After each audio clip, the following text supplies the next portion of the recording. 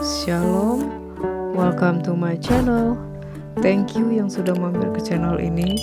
Please subscribe, like, and comment channel ini untuk memberikan video yang lebih bermanfaat kepada banyak orang. Dan silahkan unsubscribe jika kamu yang tidak suka dengan video-video aku. Dan bagi kamu yang masih suka dengan video aku, please support aku supaya aku bisa untuk memberikan video yang bermanfaat lainnya. Terima kasih. Kita hidup karena kemurahan Tuhan. Shalom, Tuhan memberkati. Shalom Tante. Shalom. Halo, iya. Puji Tuhan ya Tante ya, kita bisa di sini bertemu. Tante juga baru pindah di sini ya, di tempat ini. 3 bulan lah. Oh, 3 bulan ya. Ya. Terus sebelumnya di Jakarta. Oh iya. Jadi saat ini tinggal bersama siapa aja Tante? Di sini. Ya. Sama anak sama suami. Ya, jadi Tante tinggal di sini. Ini gimana nih yang Tante rasakan di sini? Yang saya rasakan, saya bangga, saya senang tinggal di sini. Saya nikmati berkat Tuhan. Puji Tuhan ya. Ya, berkat Tuhan ini rumah Tuhan. Jadi Amin. Siapa yang mau datang, saya terima. Jadi ini benar-benar rumah dari Tuhan. Kenapa saya pengen cerita dan kesaksian hidup ya.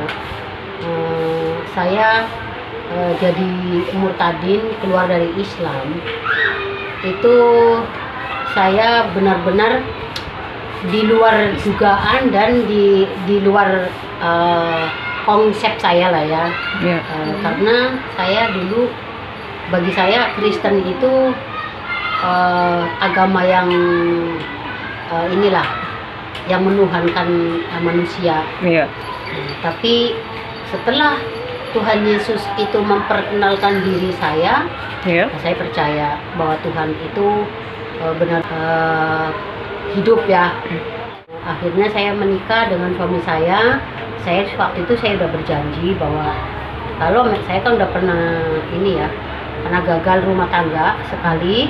Jadi di situ saya trauma gitu. Saya nggak mau kawin lagi. Tetapi kalaupun saya harus menikah, harus jadi orang Kristen, jadi suami saya harus Kristen gitu.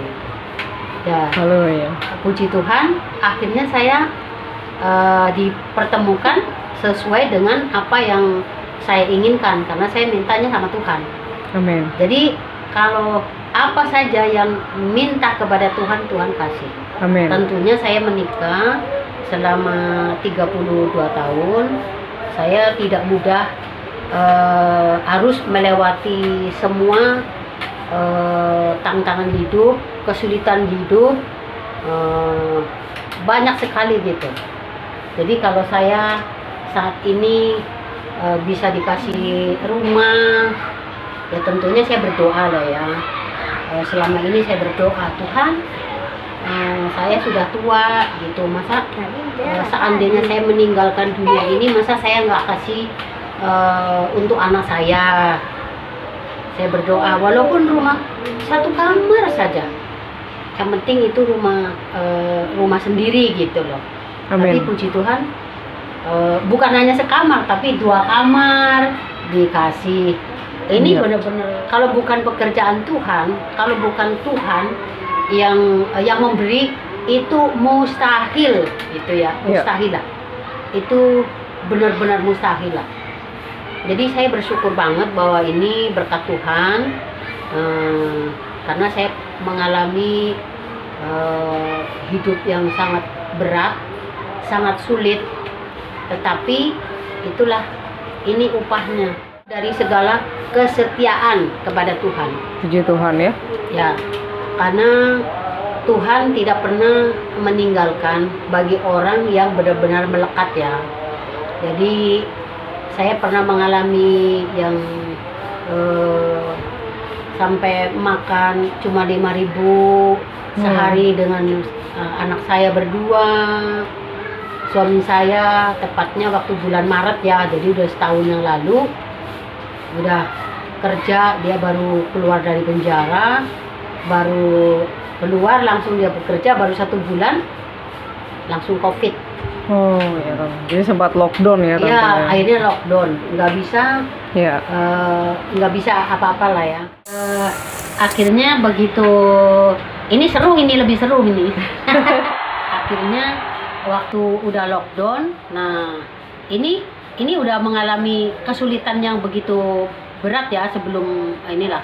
Waktu itu suami saya di penjara, tapi saya ya masih oke lah, masih bekerja ya, kerja juga gaji ya lumayan buat kehidupan hari-hari dengan anak saya, bisa ngontrak. Suami saya masuk tadinya di Polres 4 bulan.